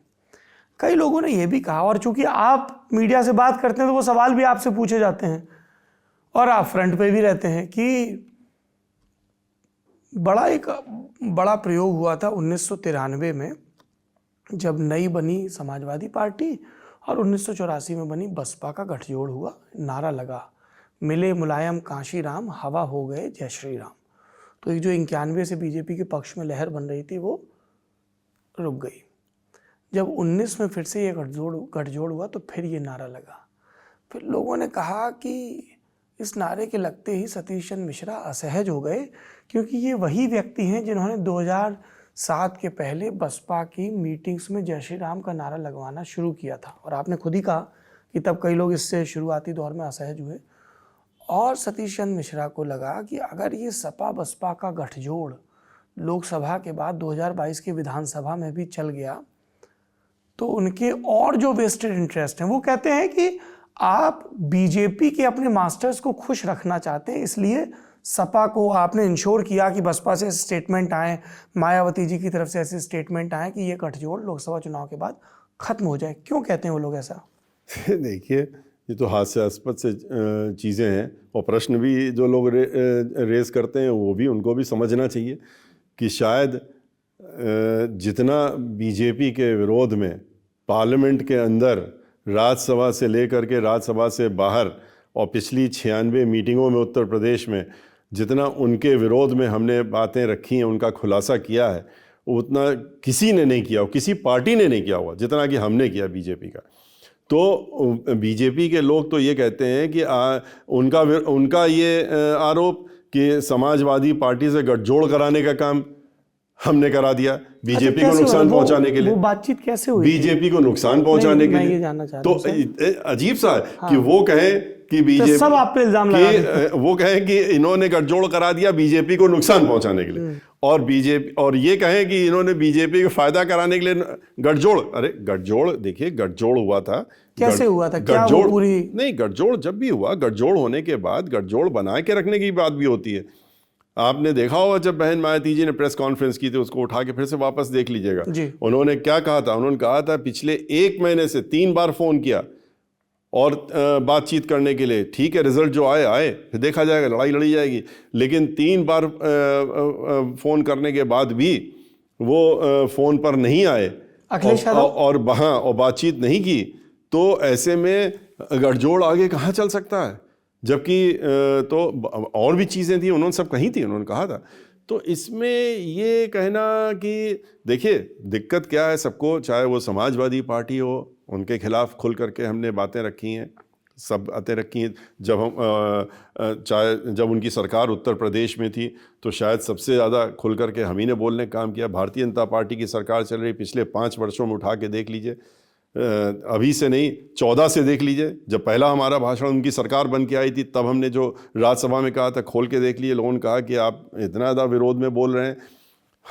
हम अपनी पार्टी की बात रखते हैं, हम अपनी पार्टी का जो, और पार्टी का जो हमारा एक देश है, पार्टी जो जिस लाइन पे चलती है, पार्टी की जो सोच है जनता के लिए, हम उसके हिसाब से चलते हैं। और हम कभी भी, चाहे समाजवादी पार्टी हो चाहे भारतीय जनता पार्टी, जब हम जिसके साथ में, हम उसके साथ में, और जो हमारी पार्टी की रणनीति होगी, जो पार्टी की हमारी नीति है, जो सोच है, हम उसमें चलते हैं। हम किसी के दबाव में या किसी के पक्ष में, लोग कुछ भी कहते रहें, कुछ लोगों को ये परेशानी तो होती ही है ना कि सतीश मिश्रा क्यों बैठे हुए, सतीश मिश्रा क्यों, हम लोग तो इधर उधर हो गए, सतीश मिश्रा क्यों नहीं इधर उधर हो रहे हैं। देखिए आप लोगों का जिक्र कर रहे हैं, कई लोग जो आपकी पार्टी का साथ छोड़कर चले गए, जब हमारी रिसर्च टीम ने कि भाई बताइए क्या इनका करियर रहा बसपा का, तो बहुत सारे लोगों से बात की, जो छोड़ के चले गए उनसे भी और जो अभी हैं उनसे भी।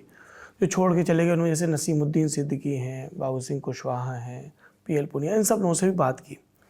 एक प्रश्न ऐसा आया, सब पे उन्होंने आपकी खूब बुराई की, ये नहीं किया, वो नहीं किया, ये करवा दिया।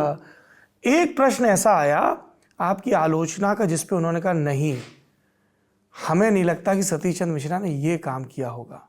वो प्रश्न था विकीलीक्स के खुलासे का।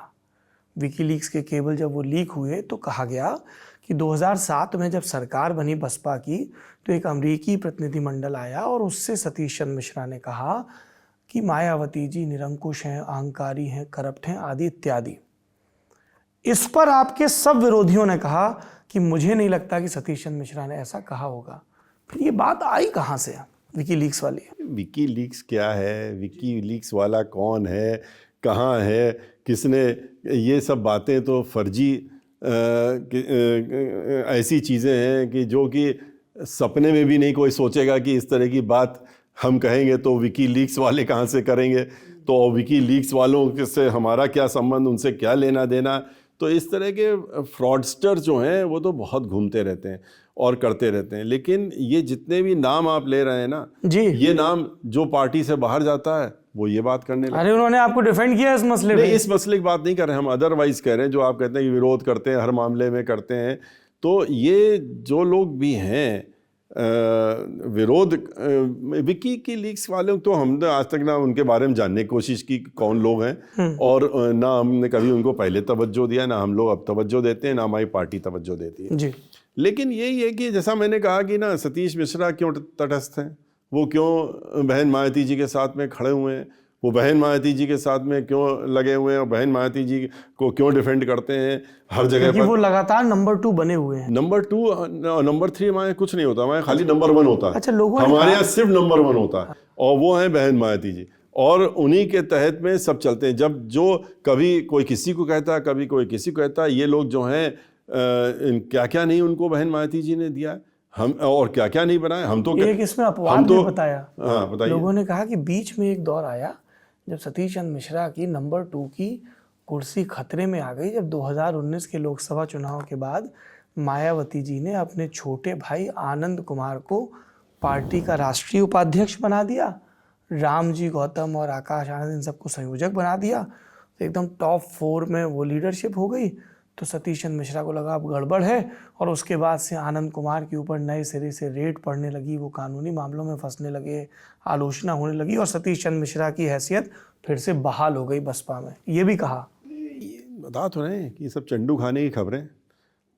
आपका तो कार्यक्रम जमघट है, लेकिन आपका जो चैनल है लल्लन टॉप, तो लल्लन टॉप कानपुर, हम तो कानपुर की पैदाइश हैं, हाँ, कानपुर में पढ़े हैं, हाँ, और लल्लन टॉप वहीं से वर्ड निकला। तो ये सब जो बातें हैं, ये वो वाली बातें हैं जो झंडू खाने वाली बातें होती हैं। चंडू खाने वाली, चंडू खाना भी वहाँ पर है कानपुर और में, कानपुर में चंडू खाना है, जहाँ पर बैठ जाइए तो आपको चंडू खाने की गप, चंडू खाने की गप्पें आपको ऐसी ही मिलेंगी। चंडू खाने की बातें जब कुछ ना समझ में आए तो यही गपशप मारने लगो। जो चाय की दुकान में पहले गप्पें होती थी, और कानपुर के माल रोड और फूलबाग में जब वहाँ लोग सुबह गर्म दूध और लस्सी पीने बैठते थे, तो वहाँ यही सब बातें इसी तरह की हुआ करती। हम लोग भी टहल के जाते थे खाते हुए तो जलेबी खाने जब बैठते थे हम लोग, तो वहाँ पर ये बातें सुनने के लिए बैठते थे। हाँ। आज देखे कौन सी बात चल रही, बीबीसी की न्यूज आ जाती थी, आज बीबीसी ने ये कहा, आज ये बात अद्भुत है कानपुर गणतंत्र के लोग। तो वो सारी चीजें तो हम लोग बचपन से देखते चले आ रहे हैं। तो ये उसी तरह की बातें हैं कि ये तक नहीं मालूम कि हमारे पार्टी के राष्ट्रीय उपाध्यक्ष वही हैं, और हम जहां थे 20 वर्ष पहले, उन्होंने जब हमको राष्ट्रीय महासचिव बनाया था, आज भी हम राष्ट्रीय महासचिव हैं, और हम उनके साथ में हैं, बहन मायावती जी के साथ में थे, हैं, और अपने जीवन के अंत तक रहेंगे, चाहे जितनी इस तरह की बातें लोग करके, कोई भड़काऊ बयान, कोई तरह की बातें, कोई इस तरह का उसी चंडू खाने में एक और गप आई, आपके शब्दों में गप, कि कपिल मिश्रा की तो अभी बस तैयारी हो रही है एक ब्राह्मण चेहरे के तौर पे, लॉन्च तो किसी और पार्टी से करवाएंगे सतीश जी। देखिए, और पार्टी से लॉन्च करना होता है या करना होता तो उनको राजनीति में हम लेके आते हैं जी। कपिल मिश्रा को राजनीति में तो हम अभी तक नहीं लेके आए। कपिल मिश्रा तो स्वयं हमारे साथ 75 मीटिंगों में अब की बार घूम रहे थे, क्योंकि वो देख रहे हैं कि हम चल रहे हैं तो कोई ना कोई साथ में ऐसा होना चाहिए जो कि हमारे साथ में भी रहे। और रहते रहते वो उन्होंने उनको भी लगा कि जब हम इतनी मेहनत कर रहे हैं तो हम लोग भी कुछ अपना योगदान दें, तो योगदान देने का काम कर रहे हैं। और उनको कहीं पर भी लॉन्च नहीं होना है। लॉन्च होना होता तो बहन मायावती जी स्वयं है यहाँ पर पार्टी की राष्ट्रीय अध्यक्ष, तो लॉन्च नहीं होना उनको। वो तो वकालत के पेशे में पिछले 13 वर्षों से वकालत कर रहे हैं, सुप्रीम कोर्ट, हाई कोर्ट में, सब जगह। अब की बार वो उनको लगा कि नहीं, यूथ जो है और यंगस्टर्स जो हैं वो लोग भी वो इतनी तेजी से जुड़ रहे हैं बीएसपी से, जो नया ग्रुप है, तो उसमें लगता है बीएसपी थोड़ा लेट हो गई सोशल मीडिया पे अपने फुटप्रिंट बढ़ाने। लेट कभी कोई नहीं होता है। अच्छा। आपने देखा कि हम लोग जब भी जहां भी कदम रखते हैं तो फिर उसके बाद लोग पीछे वाले नकल करते हैं। हम लोगों ने 2007 में जो करा वो सब नकल करने के लिए चले। हमने अभी 23 जुलाई को अयोध्या से कार्यक्रम शुरू किया, प्रबुद्ध सम्मेलन, ब्राह्मण समाज के लोग वहाँ इकट्ठा हो गए, तो उन लोगों ने कहा नहीं नहीं हम भी प्रबुद्ध सम्मेलन करेंगे, और नकल करने के लिए भारतीय जनता पार्टी भी कूद पड़ी, फिर समाजवादी पार्टी भी कूद पड़ी। फिर क्या हुआ उसके बाद? हमने तो 75 जिले करे और हर जगह हजारों संख्या ब्राह्मण समाज के लोग इकट्ठा हुए। इन्होंने क्या किया, जब 5 मीटिंग करी, 15 इकट्ठा हुए गए, 25 इकट्ठा हुए, 8वीं मीटिंग के बाद दोनों ने बंद कर दिया। तो नकल तो करने के लिए सब लोग आ जाते हैं सामने मैदान में, लेकिन नकल के बाद आगे भी तो बढ़ सकें तब तो बात है ना, वरना नकल से खाली काम नहीं चलता है। एक आखिरी सवाल, उसके बाद सोशल मीडिया के 2 सवाल लेंगे कू ऐप के। चुनाव में इस बार कोविड के नए वेरिएंट ओमिक्रॉन की वजह से कई बंदिशें हैं। इस नए परिदृश्य में पहले कहा गया था कि 15 जनवरी को जब बहन जी का जन्मदिन होता है तब अनाउंसमेंट होगा कि हर ज़िले में रैली होगी, ऐसा होगा वैसा होगा, लेकिन अब तो वो मुमकिन हाल फिलहाल नहीं दिख रहा है। बदली परिस्थितियों में, बदली बंदिशों में बीएसपी की अब पॉलिटिकल कैंपेनिंग की क्या स्ट्रेटजी होगी? कई आलोचकों ने यहाँ भी कहा कि साहब इनका तो वैसा डिजिटल पेनिट्रेशन भी नहीं है, फिर और कई ने काउंटर भी किया कि नहीं है तो अब इनके हैशटैग क्यों लगातार ट्रेंड कर रहे हैं। नंबर 2 पे, नंबर 1 पे पूरी कंट्री में जी। अभी तो अखबारों की हेडलाइन बन गई थी। तो ये दिखाता क्या है, देखिए हम लोग सोशल मीडिया आज के रोज जो भी, चाहे दलित समाज के लोग, यंगस्टर्स हों, चाहे अन्य समाज के हों, जो कि बहन मायावती जी की जो प्रोग्रेसिव सोच है, जो इंक्लूसिव सोच है, जो सोसाइटी को एक साथ लेने की सोच है, उसके साथ में यंगस्टर साथ में जुड़ रहा है। और यही लोग सोशल मीडिया में भी हैं। सोशल मीडिया में हमारे ऐसे लोग कम होंगे, लेकिन ये लोग ज़्यादा हैं और वो अपना भविष्य देख रहे हैं। वो उनको ये लगता है कि हमने 5 साल की बहन मायावती जी की सरकार देखी, हमने 5 साल समाजवादी पार्टी की देखी, हमने फिर 5 साल भारतीय जनता, तीनों की 5-5 साल देख ली। अब उनको कहीं चौथी जगह देखने की जरूरत नहीं कि वो मालूम है कि कांग्रेस तो खत्म हो चुकी बहुत पहले, कि अब हमारे पास चॉइस है कि ये 3 हैं और हमने तीनों का काम देख लिया। तो जब कंपेयर करने चलते हैं तो उनको क्या दिखता है? उनको दिखता है बहन मायावती जी की सरकार थी, ऑल इंक्लूसिव, कोई दंगा नहीं, कोई फसाद नहीं। यही आपके कैंपेन में आप इसी थीम पे बात कर रहे हैं? सब भाईचारा, 23 लाख से ज़्यादा नौकरियां, आते ही नौकरियों पे बैन हटा दिया। जहाँ जहाँ नौकरियां सरकारी मिल सकती थी उन्होंने कहा कोई ठेकेदारी नहीं चलेगी, चाहे पीडब्ल्यूडी हो, चाहे इरिगेशन डिपार्टमेंट हो, चाहे जल निगम हो, चाहे नगर पालिका हो, चाहे नगर निगम हो, जहाँ लाखों की संख्या में लोग नौकरी पाते थे, इन्होंने ठेकेदारों में दे दिया, ठेकेदारों को दे दिया। बहन मायावती जी ने ये सरकारी नौकरियां अपने नौजवानों के लिए खोली थी। आते ही 1,10,000 नौकरी उन्होंने दी थी पहले 3 महीने के अंदर में। टीचरों को दिया, कांस्टेबल के 2 लाख नौकरियां दी, 2 लाख टीचर्स अपॉइंट किए। उन्होंने हर वर्ग को खुलेआम और एक फेयर मैनर, फ्री और फेयर मैनर में उन्होंने नौकरी के साथ साथ में, देखिए आज के रोज एम्प्लॉयमेंट नहीं होगा तो क्या आपने एक मोबाइल फ़ोन दे दिया आखिरी में चुनाव के पहले, तो उससे क्या उसका जीवन चल जाएगा? उसमें तो वो सिम कार्ड भी नहीं डाल पाएगा। बहन मायावती जी कहती हैं कि हम इनके हाथ मजबूत करेंगे इतने कि हर महीने ये 50 से 60 हज़ार रुपया कमाएं और कमाने के बाद ये हर महीने खुद के 10 मोबाइल खरीद लें। तो ये देख रहे हैं कि किस तरह से उन्होंने इंफ्रास्ट्रक्चर बढ़ाया, 23 नए जिला। इमेजिन नहीं कर सकता कोई। लोग कभी क्रिटिसाइज करने के लिए बहन मायावती जी को, उनकी सरकार को, बहुत सी चीज़ें लोग अपना कुछ नहीं मिलता है तो खाली सतीश मिश्रा ये वो इस तरह की बातें करेंगे। ये बातें कोई नहीं करेगा कि उन्होंने 23 जिले बनाए, उनसे दूसरों से नहीं पूछते हैं कि आपने क्या किया। 23 जिले बनाए अगर, तो 23 जिलों में समग्र विकास किया उन्होंने। अगर 29,000 डॉक्टर अम्बेडकर ग्राम को समग्र विकास किया तो 29,000 गांव उत्तर प्रदेश के समग्र विकास किया उन्होंने। 1 दर्जन यूनिवर्सिटी बनाई, आप कह रहे हैं मेडिकल कॉलेज बनाई, तो उन्होंने उनको बना करके पब्लिक को देने का काम किया। इनकी तरह नहीं कि आप 67 मेडिकल कॉलेज बना दिए। और क्या बना दिए आपने? जितने सरकारी अस्पताल थे हर जिले के, उसको आपने डिक्लेयर कर दिया मेडिकल कॉलेज। अब वहां से बच्चा निकल करके डॉक्टर बनेगा। वहाँ जहाँ जो हॉस्पिटल में आदमी को ऑक्सीजन दे करके जान बचाने के लिए तो आपके पास डॉक्टर है नहीं, और उसमें आप कह रहे हैं ये मेडिकल कॉलेज बन जाएगा। जिस तरीके से कोरोना में लोगों ने देखा है वो किसी से छुपा। 134 दंगे समाजवादी पार्टी में हुए, क्या कोई भूल जाएगा कि 134 दंगे हुए उत्तर प्रदेश में? और बहन मायावती जी की सरकार में जो है जजमेंट आया अयोध्या का, पूरे देश में कर्फ्यू लग गया था। कर्फ्यू ऐसा माहौल था हाई कोर्ट का। लेकिन उत्तर प्रदेश में वो मुख्यमंत्री तो उन्होंने कहा था कर्फ्यू छोड़ो, हमारे यहाँ तो छोटे बच्चों का स्कूल, प्राइमरी स्कूल भी नहीं हम बंद होने देंगे, और नहीं बंद होने दिए और लॉ एंड ऑर्डर चला करके दिखाने का काम किया। तो आदमी क्या चाहता है? सुरक्षा चाहता है। महिलाएं क्या चाहती हैं? अपनी सुरक्षाएं। हर 2 घंटे में आज एनसीआरबी की रिपोर्ट कह रही बलात्कार हो रहा है, दुराचार हो रहा है। क्या इसी के लिए सरकार चुनी थी? सतीश जी, आपने जैसे लॉ एंड ऑर्डर की बात कही, ये बात आप सही कह रहे हैं। जब हम लोग फील्ड में घूमे, जैसे इस जमघट से पहले हमने सब ज़िलों की यात्रा की, एक राउंड की, कि चुनाव के पहले थोड़ा तसल्ली से बात करें, तो लॉ एंड ऑर्डर को लेके तो सबने उस सरकार को खूब याद किया। पर एक सवाल भी जोड़ा। सवाल ये जोड़ा कि जब इस सरकार में लॉ एंड ऑर्डर की चीज़ें हुई, ख़ास तौर पे दलित समाज से जुड़ी हुई चीज़ें हुई, हाथरस की घटना हुई या आगरा में पुलिसिया पिटाई में एक युवक की दलित समाज की मौत हुई, तब मायावती जी बस ट्विटर पर लिखने तक अपने आप को सीमित कर रखी।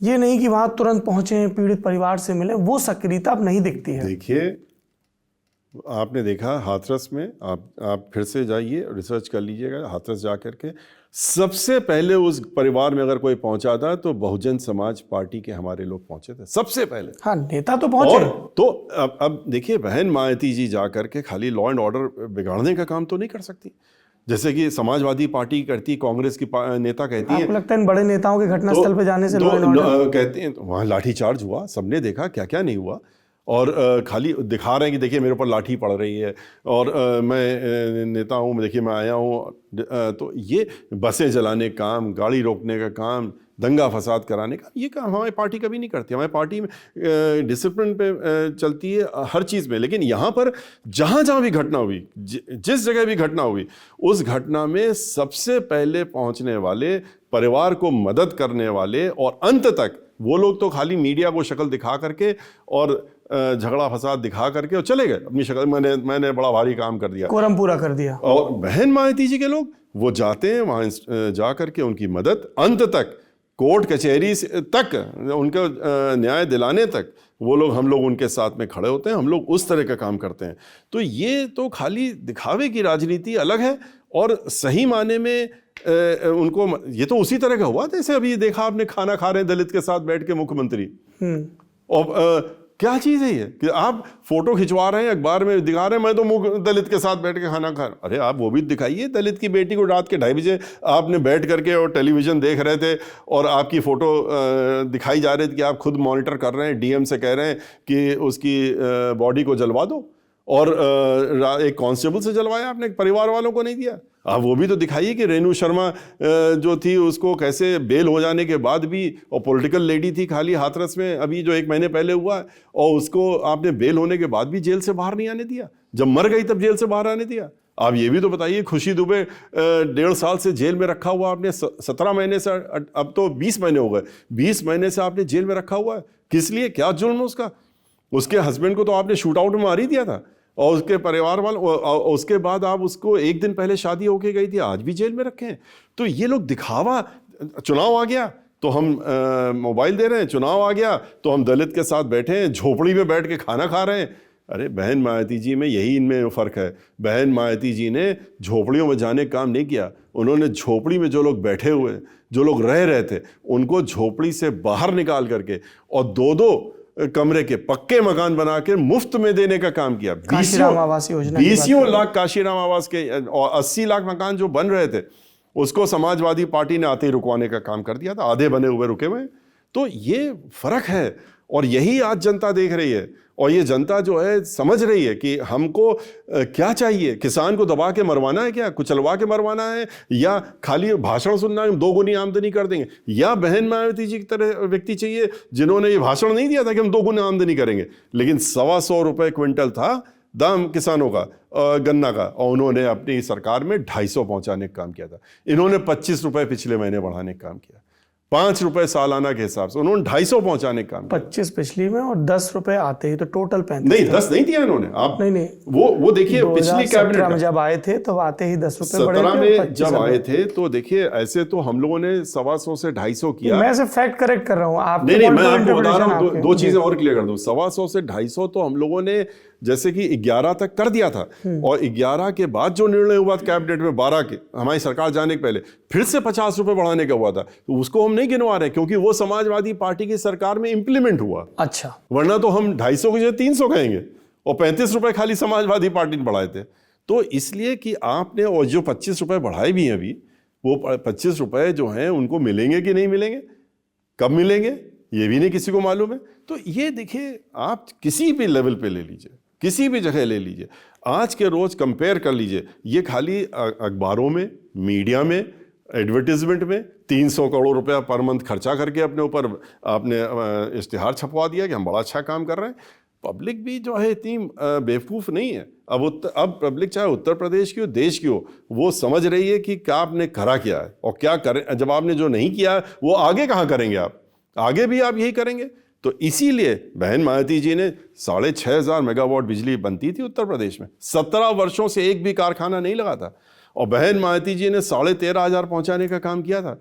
जो कारखाने इनकम्प्लीट थे वो आगे चल के समाजवादी पार्टी की सरकार के दौरान में कंप्लीट हुए, जिसको वो कहते हैं मैंने बिजली उत्पादन बढ़ा दिया था, मैंने भी बढ़ाया।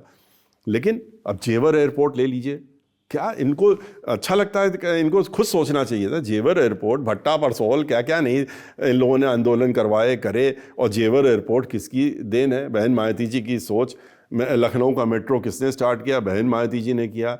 गंगा एक्सप्रेसवे किसका पत्थर लगा था? बहन मायावती जी का। PIL फाइल कराई इन लोगों ने कि नहीं, गंगा किनारे किनारे एक्सप्रेसवे नहीं बन सकता, और स्टे करवा लिया, और उसके बाद आज वहीं पर आप दूसरा पत्थर। तो ये आज की राजनीति और आज की वो ठीक है इस प्रकार की है कि दिखाने काम करो, मीडिया के माध्यम से कहो, बदनाम करो एक को और उनको मत दिखाओ। आप खोलिए समाजवादी पार्टी, भारतीय जनता पार्टी, जबकि ज़मीन पे खाली बीएसपी दिख रही है।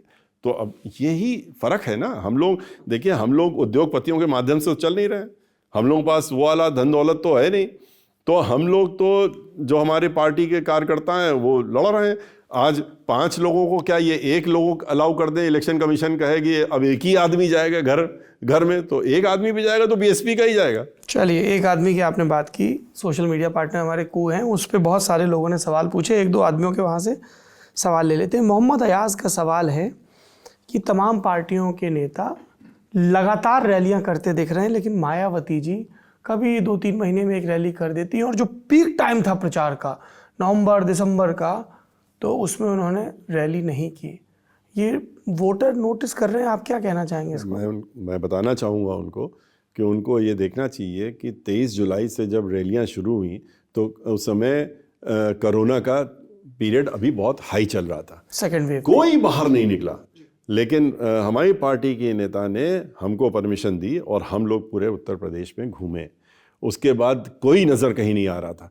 तब किसी ने ये नहीं कहा कि बहुजन समाज पार्टी हर ज़िले में जा रही है और हर ज़िले में इतनी बड़ी बड़ी बैठकें कर रही है और बाकी पार्टियां क्यों सामने नहीं आ रही। उसके बाद सरकारी बैठकें करके, खाली सरकारी पैसा इस्तेमाल करके और उद्घाटन और पत्थर लगाना, योजनाओं को लेकर के भारतीय जनता पार्टी सरकार के पैसे का दुरुपयोग करके मीटिंगें करती, वो दिखने लगी लोगों को।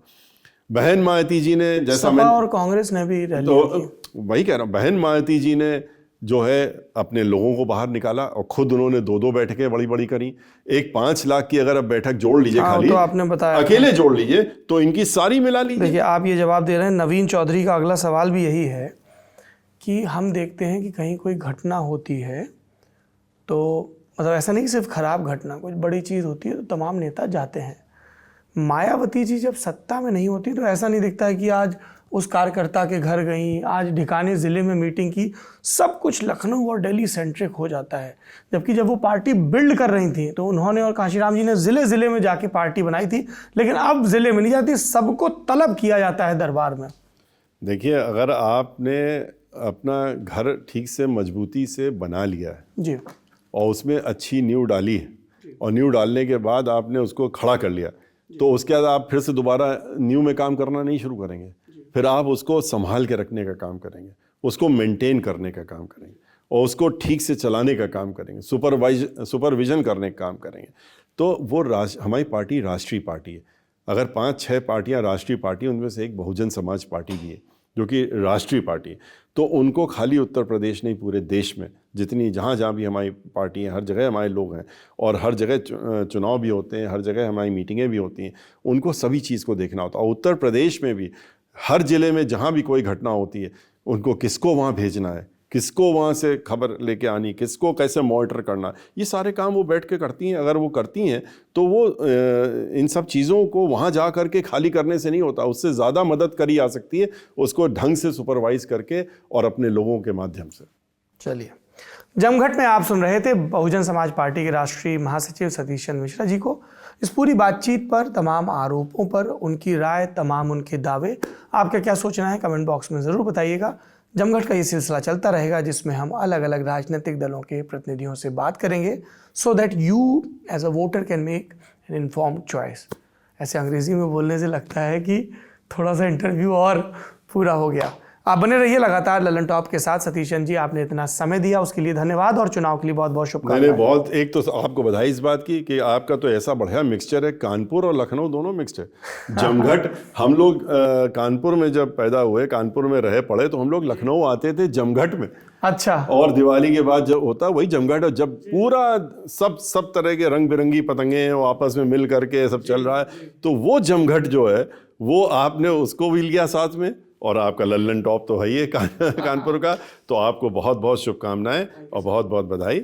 और आपका चैनल, आपका ये शो इतना पॉपुलर है और पॉपुलर हो, मैं इसके लिए आपको शुभकामनाएं देता हूँ। देखते रहिए लल्लन टॉप।